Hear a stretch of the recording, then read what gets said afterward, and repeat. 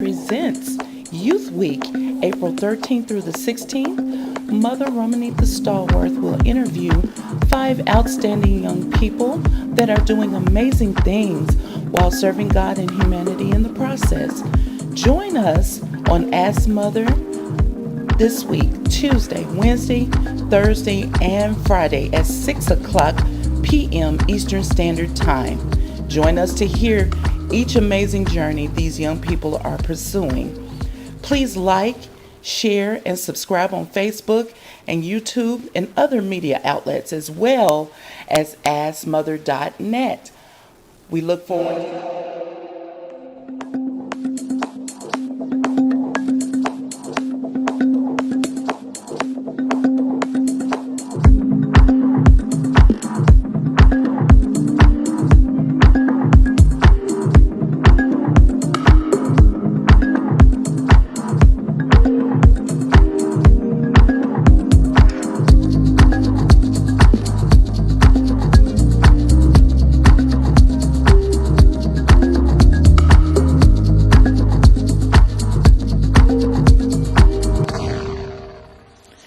Ask Mother presents Lisa Anakwenze.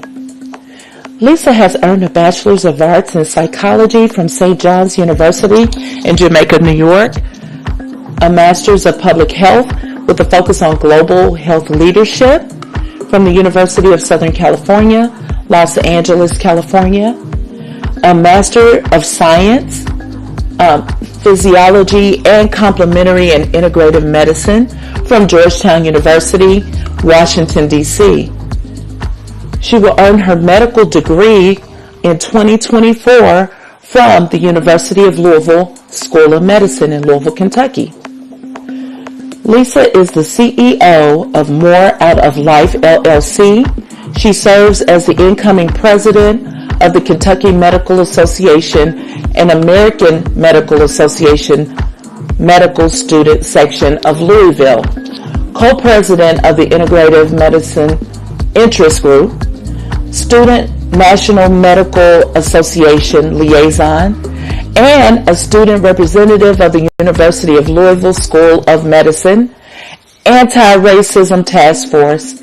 She is a global community health analyst, physiology, complementary, and integrative medicine trained professional, certified transformational nutrition coach, certified ACSM group exercise instructor, Tivity health instructor, CDC, DPP lifestyle fitness, community health, global health, holistic health, research, education, social justice, African history, and music. She aims to promote vitality and concepts of mind, body, soul, health, and wellness.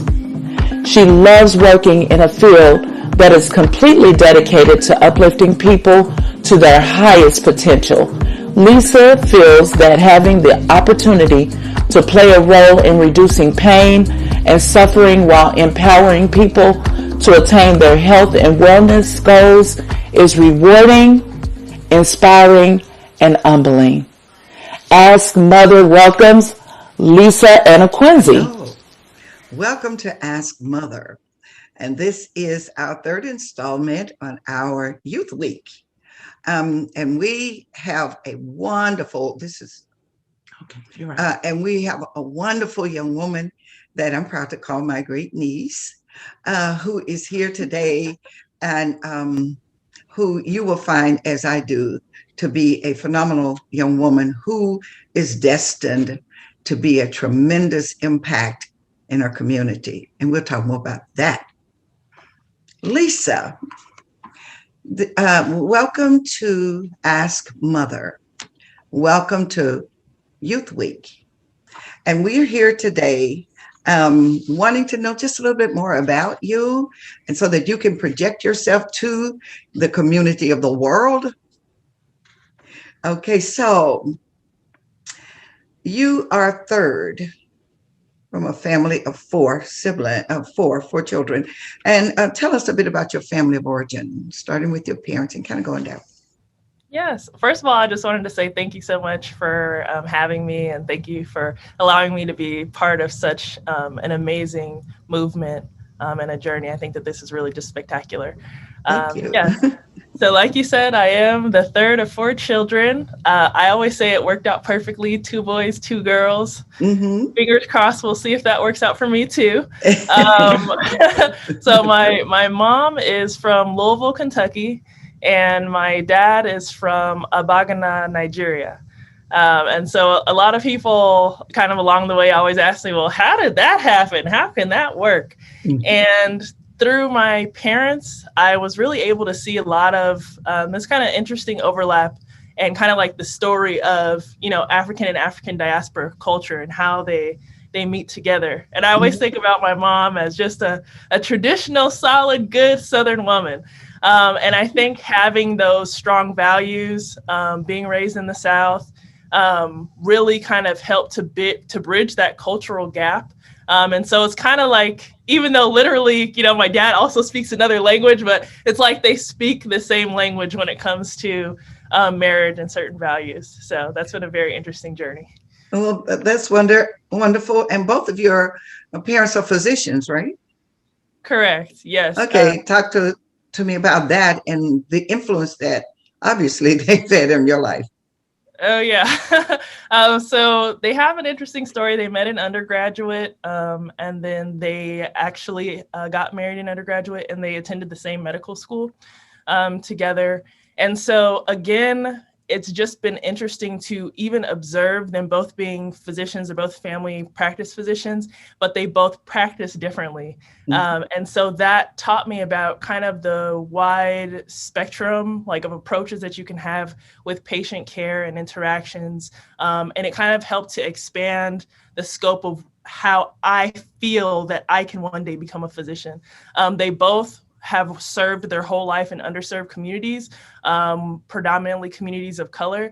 And so that was also ingrained in us from a very young age, to make sure that we go back to the people that need us and that we can be a positive voice and advocates for our community and for people that may or may not look like us, but where we can, still understand the struggle and lend any service wherever we can.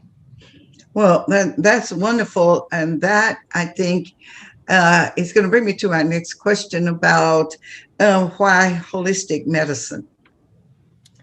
Yes. So I think that honestly, it's been an interesting journey, both for myself personally and professionally. So personally within myself, I had just minor instances that really taught me about the value of holistic health. For example, I've had asthma all of my life.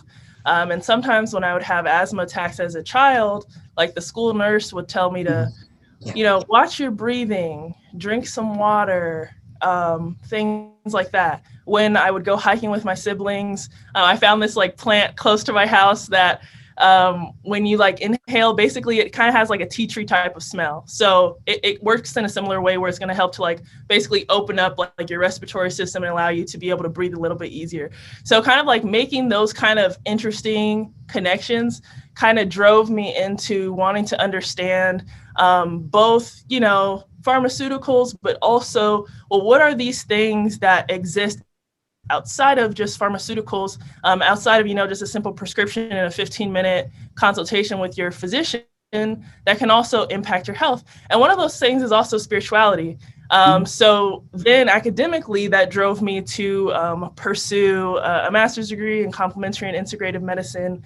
And again, working in public health and watching my parents work as physicians, I noticed certain encounters that especially my mom would have with patients where she'd almost be more like that auntie that cares. And sometimes a lot of the healing came outside of, again, just that prescription that was written, but it was with advice and lifestyle changes that really encouraged people to do more. And I think, especially if we're going to talk about the Black community or if we're talking about underserved communities, I think that we have to really kind of take our power back and build the tools that we have to impact our health now, and do as much as we can. And that's really where holistic integrative medicine comes into play, because it's able to give people a voice and an opportunity to take charge. Wonderful. And so now you can go ahead and speak to us about your coast to coast educational journey. I call it. Most definitely. So, of course, so I was born and raised in Los Angeles County, California. And I went to undergraduate in New York City. The only time I had gone to New York prior to that was just that summer when I was visiting schools to choose which school I would go to. So that was my only New York experience. Didn't know what I was getting into. We tried to, when I went to visit that first time, we tried to ride on the subway. We walked down there. The subway map just looked like a foreign language, and we just walked back up and we just lost in the city. So I knew nothing about New York. That's what I'm trying to explain. But I think that was one of the best things that could have happened to me, because it allowed me to have to learn so much more about myself. It allowed me to learn so much more about other cultures, other types of people, lifestyle, and struggles and opportunities that are available to different people. From there, I spent a little bit of time in Waco, Texas. If anybody knows about Waco, Texas, real small town, not too much to do there besides like Walmart and Baylor. And so that also, taught me better or worse. I won't throw any shade for those Waconians that are about, but it's always better or worse, about what I need to feel supported and the types of environments that I like to be in. And then I did my complementary and integrative medicine degree in DC, which was pretty cool. Again, I just basically take every opportunity that I have to be in a new place to just kind of learn about the new landscapes, opportunities, how this story of health kind of connects based on, your zip code, what resources are available and aren't available, and what is like the common trend, because I think that's the most important thing. So DC was an interesting place as well. So I took in those experiences. And then now I am in medical school in Louisville, Kentucky. Thankfully, I had been able to visit Louisville before I started school. And of course, I have some family there, which makes it great. It's been an interesting time starting medical school, because they call us, the COVID-19 pandemic class. So, we've had to struggle with having a lot of things online. But from what I've been able to see of Louisville, it's been a really amazing place, and interesting, and I would say even surprising for people that don't know it. And that's one of the things that I think I take from kind of my intercoastal experiences with most value. A lot of people will judge places without knowing anything about them. But I think that every single location, every single individual person has something of value to offer. So you just have to be open-minded, willing to learn, willing to explore. Oh, okay. And so you have definitely done that. Yeah. and I think that it's helping to shape you into what your ultimate career will be, because you have a lot from life experiences. That's really good. And you also are a business owner. Yes. You're a student activist. You're a transformational nutrition coach, just to name a few. Now, so how do you keep all this going with the demands of medical school? Yes. So, of course, with medical school, I can't devote my time full time to working. I do have some other individuals that are able to help to keep things going. And then I've also had to kind of just, restructure how I allocate things. And I've tried to build it in so that I can also incorporate certain aspects of my business into medical school as well. So for example, part of my company, which is called More Out of Life, part of what we do is fitness, group exercise classes. So when I have free time, after exams and things, then I teach, group dance fitness. We also offer virtual meal plans, which that doesn't really conflict too much with my academic schedule. When we have time based again on school schedules and things, then we do some events, but also that's been impacted with COVID as well. So I guess starting with COVID kind of had already impacted a few things as well. Okay, talk to me about the name of your business. Why'd you spell it that way? Yeah. Explain that. Yeah. So it's More Out of Life, Moor. And so that's really to kind of pay homage to the Moorish people of Northern Africa. Mm-hmm. And to some people, they also consider Moors basically to mean people of color. Color. Yeah. So for me, I really took kind of honoring the Moors, all people of color, because the Moors had great scientific advancements, military excellence, sanitary improvements in the region and also in Europe. And so I took the name More Out of Life to kind of say, you know, people of color, even if you've been marginalized, minoritized, you've been put down, you've been stereotyped, you can accomplish great things. Let's band together and let's get more out of life. Yeah, that's wonderful. That is wonderful. You tell me, how has your faith in God helped to keep you focused and grounded? I would say that that's probably one of the key things that allowed me to continue on this journey, especially depending on, everybody has their own kind of, you know, ups and downs and everything. When you're trying to get into medical school or the medical field, sometimes it can be very demoralizing and frustrating. For most people, it's an extremely humbling experience. And for me personally, so many people told me that I couldn't do it. Like, just point out, give up. You should go into this instead. There's no way you're ever gonna get in. There's no way you're ever gonna make it. You can't do this. So tell me, just a minute. How could someone have the audacity to tell a brilliant young woman that? Talk to me about that. Where did that come from? Who told you that? Auntie. That's the auntie speaking. That's your auntie talking. Who told you that? Yeah, honestly, it's been multiple people, different at different levels, undergraduate, university levels, graduate school levels, independent advisors, almost each step of the way. So I think that a lot of the time advisors for any college major, but especially if you're a pre-med advisor, etc., you feel, this is just me thinking maybe this is where they're coming from. So many people apply to medical school, there are only a few slots. So if there's a chance that somebody's not going, it's a very expensive process, and it's very difficult. And the truth is that plenty of people won't make it. So that's me, you know, trying to be as understanding as possible. But yes, I do think that it's really more harmful to tell someone that they can't in an absolute when you don't have any actual authority over their life. So what I tell students that are interested in medicine, that I talk to, I tell them, this is your journey. It might be difficult, but if you're committed to it, this is what you're going to need to do.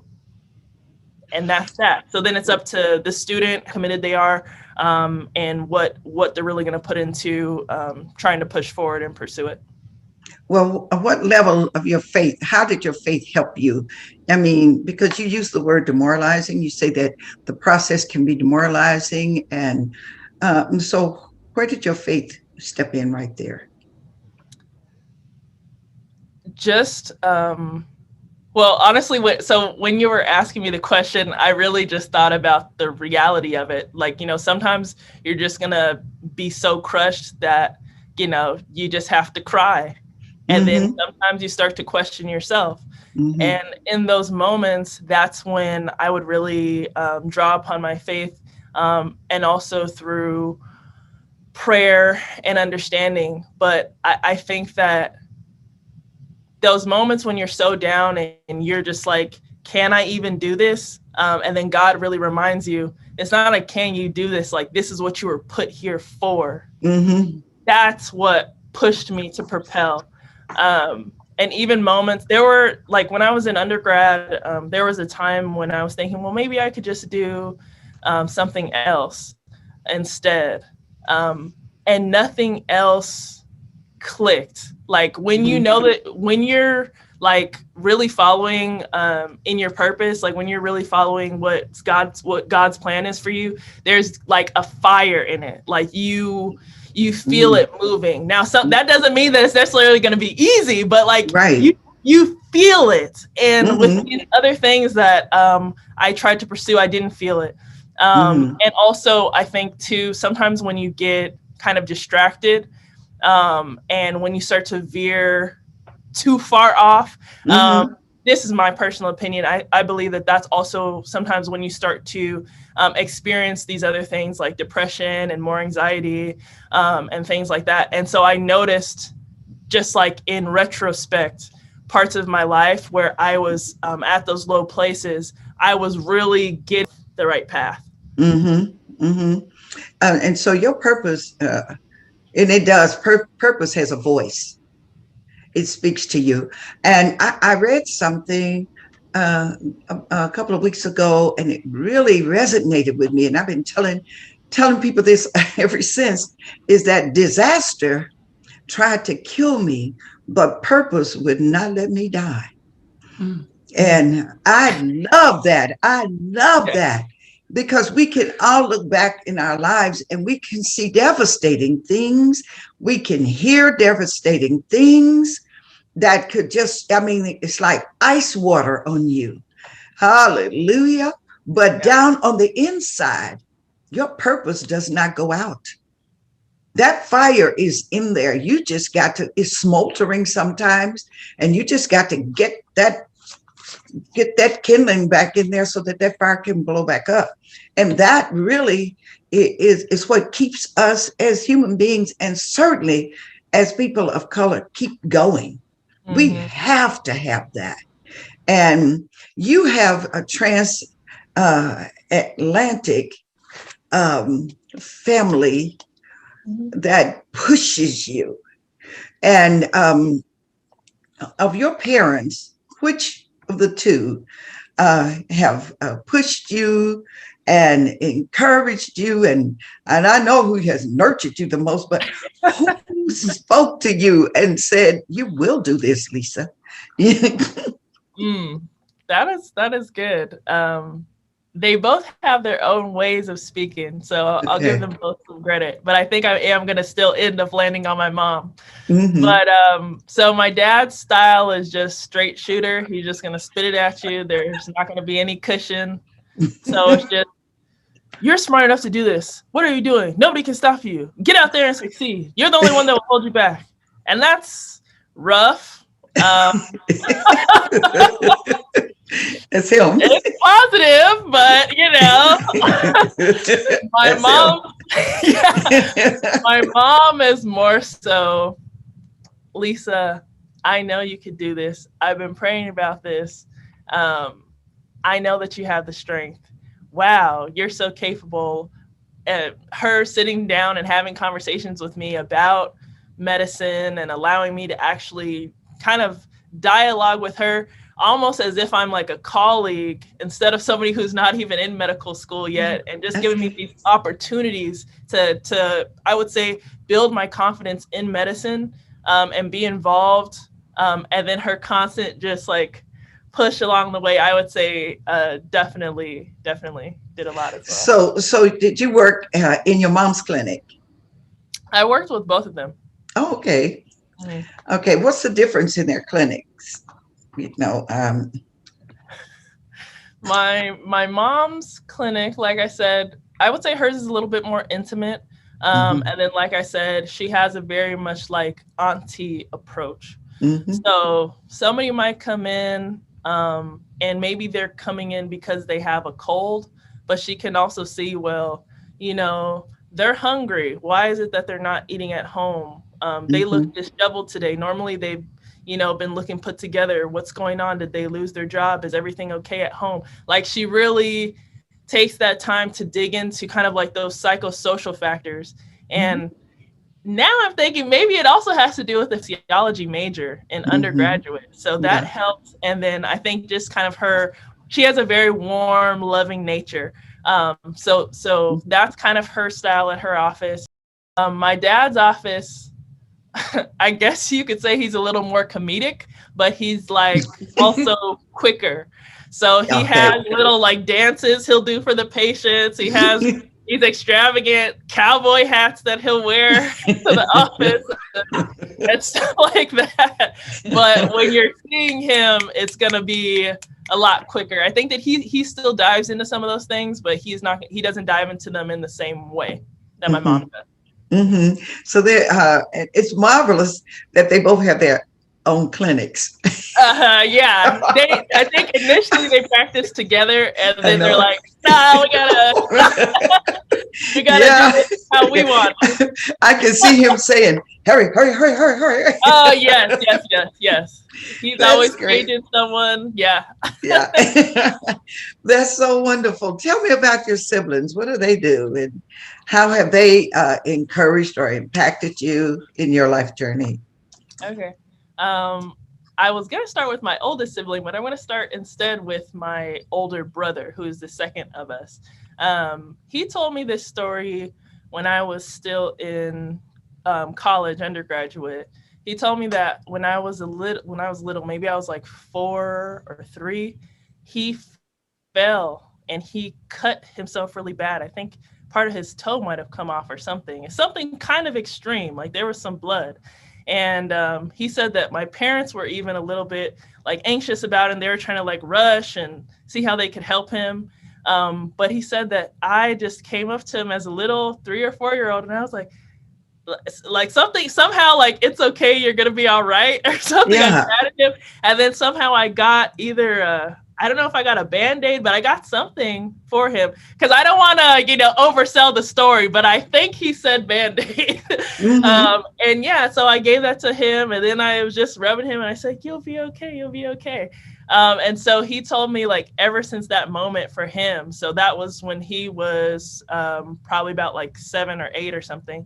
Then he was like, "I knew that you were going to be a doctor. Like it's never been a question for me." Great. Yeah, so that really motivated me. So What does he do? Yeah, sorry, I was about to get into that. So he's in the film industry. He actually recently produced his first short film, and he's won some honors for that this year, and he's going to be attending a couple of film festivals for that this year. So that's really awesome for me. Yeah. Yeah, and then my oldest sister, my older sister and my youngest brother are in a bunch of things. So she's into real estate. She also sells medical insurance. She's like a medical insurance agent.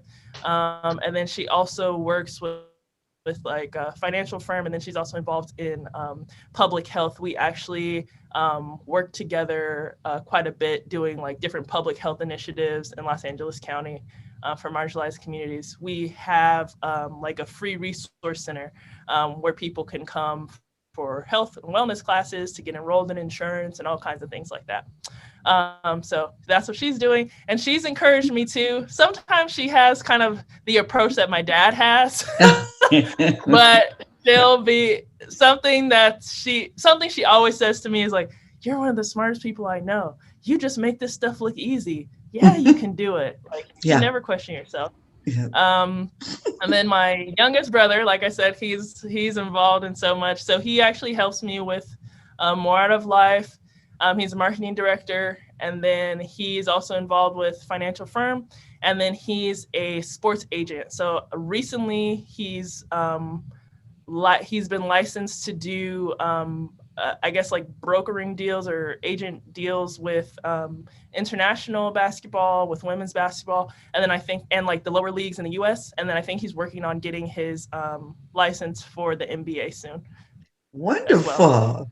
Yeah, and he definitely encourages me a lot. We have like I guess the most playful relationship. So he'll dash me with some jabs, but then at the end of the day, he always tells me that he believes in me, and that there's no way that I won't succeed. Well, you have such an affirming family of origin. There's just no way that you won't succeed. And we're so proud of you. It makes me feel good to say, "Oh, that's my niece." Lisa, tell us about your name. Yes. So my name is Lisa Adora Anakwenze. So Adora means it's actually usually a name that's given to the first daughter, but it means the people's daughter. So like one that uplifts the community, one that does right by the community, so the community really embraces and loves her. And that's actually, I actually wrote about my name in my personal statement for medical Yeah. school as well, because I feel like it does really align with really everything I feel that I'm been put here and I'm called to do. And traditionally, it's not just an African thing, but I'll speak for African culture, Igbo culture. The name that you're given is supposed to align with what you do. Mm-hmm. So who you are. So some cultures even believe that if you aren't living up to your name, then you better change your name. And an example of that is even with my older brother Chuck. His Igbo name, his full name is Chukwudi, but for a while he didn't tell people Chukwudi because he felt like he had to step into its full meaning. Mm-hmm. And so now he is Chakudi. Chukwudi. Yeah. That's going to be hard to move from Chuck to Chakudi, but we can do it. But I think that that's really wonderful because then your name is a self-fulfilling prophecy. Mm-hmm. And that's great. And so you just pretty much told us that how you knew your you told us how your brother knew, and when did you know that medicine was going to be your path? So I guess I'm a interesting person because I think I'd say also like you, I like to do many things. Mm-hmm. So from a very young age, I always told myself I'm going to be a doctor, a scientist, a teacher, and an artist. Mm-hmm. And I feel like throughout my life, I've been able to live out those things, except for I'm not a doctor yet. Mm-hmm.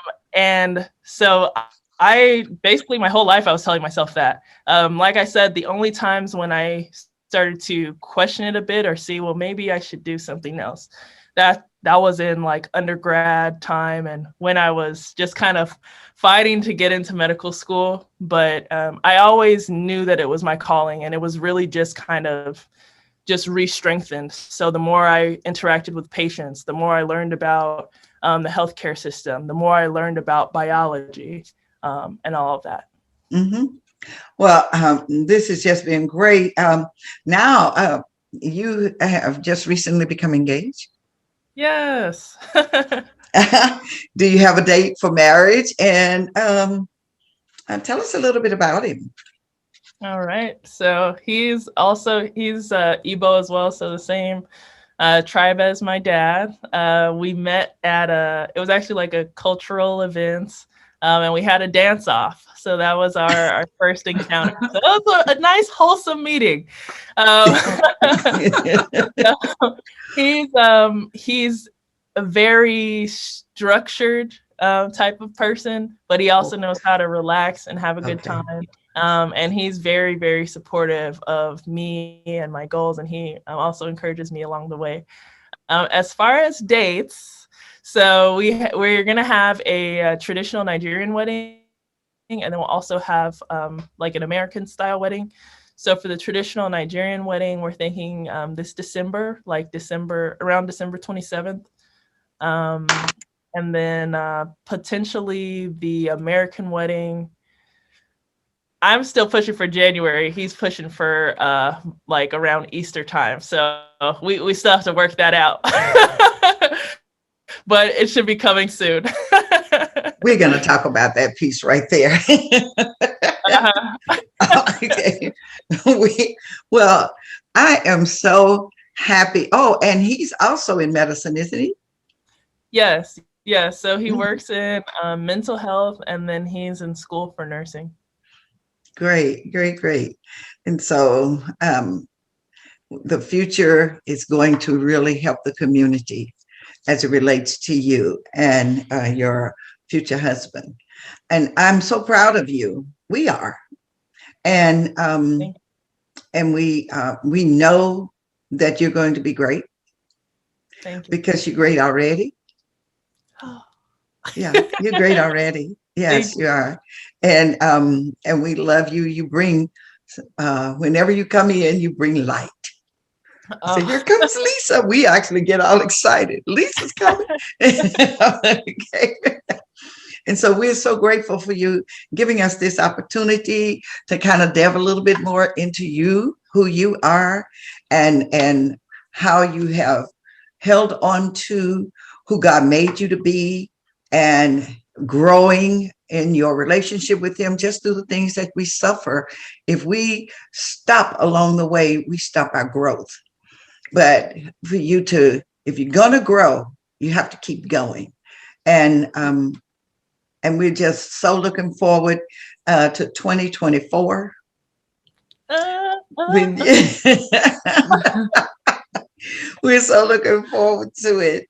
And we're so grateful for you sharing your story with us on today. Thank you so much, Lisa Anora. Adora. Say it. It's Adora. Lisa Adora. Yes. Daughter of the community. Yes. Daughter of the world. Oh, we're so excited for you. Thank you, dear. So much. And thank you so much for this time again. I really appreciate it. And again, I love what you're doing. It's so inspiring. Thank you. Tell your mom and dad. Just tell everybody out there I say hello. Okay, I will. God bless you. God bless you too.